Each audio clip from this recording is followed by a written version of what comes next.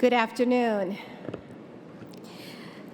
I am deeply honored to be recognized by you for so much of the work that we do together. So I want to thank you so much for being such a big part of my community and my family.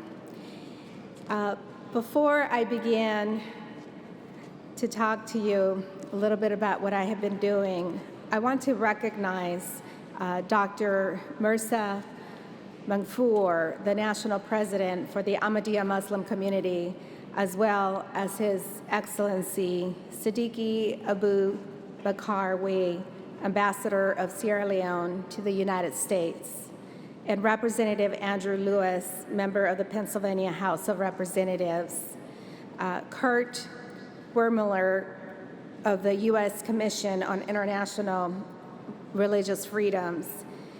And I'd like to congratulate my co-honoree, Mr. Blake Strayhorn of Habitat for Humanity in Durham, as well as Sue Henderson, the National Vice President for Habitat for Humanity. Thank you all for the work that you are doing each and every single day. I am deeply grateful that in America, we are free to practice our faith without bloodshed. And that's what makes everyone, every single person in this room, uniquely American. And why so many want to come here to this great country. I was raised in a Catholic faith, but our faiths have many values in common, including caring for the poor and welcoming the stranger.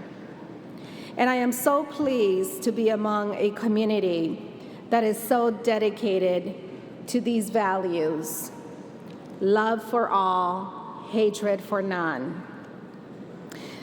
The Ahmadiyya Muslim community has been steadfast in their support for charity, for justice, generosity, and for understanding.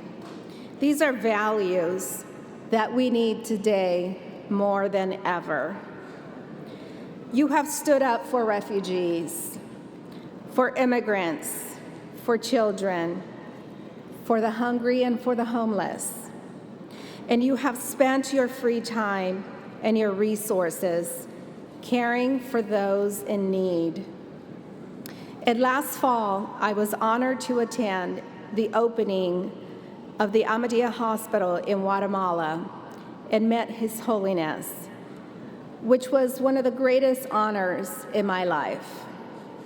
And I was pleased to work to ensure that His Holiness was received the same honor afforded to other global leaders while traveling within the U.S. Guatemala is one of the poorest countries in the Western Hemisphere, where the indigenous population has very little access to basic services like health care and education. So you are bringing about great relief to them, and I thank you for that. I know that this hospital will do a great deal of good work, and it will help the young people see a future in their own country so they don't have to take the risking their lives coming north to the U.S. And let me say that that experience of immigrant in this country is very deeply personal to me. I, too, was sent to the U.S. in 1970.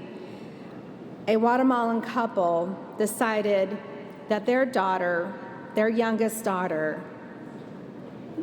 would not be safe growing up in a country that was in the midst of a civil war.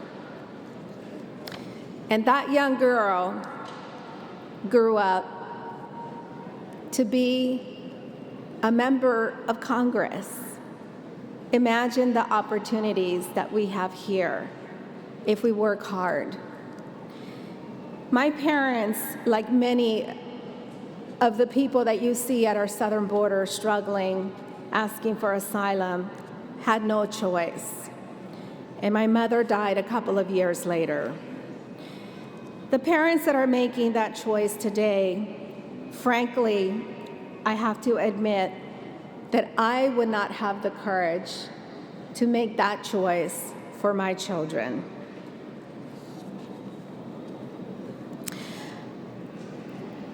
I want every immigrant to have the experience that I had, to live in a loving home and to be welcomed by a community who believed in me. And I look forward to continuing our shared work toward that goal. And I am so honored to be here today and happy to share this August.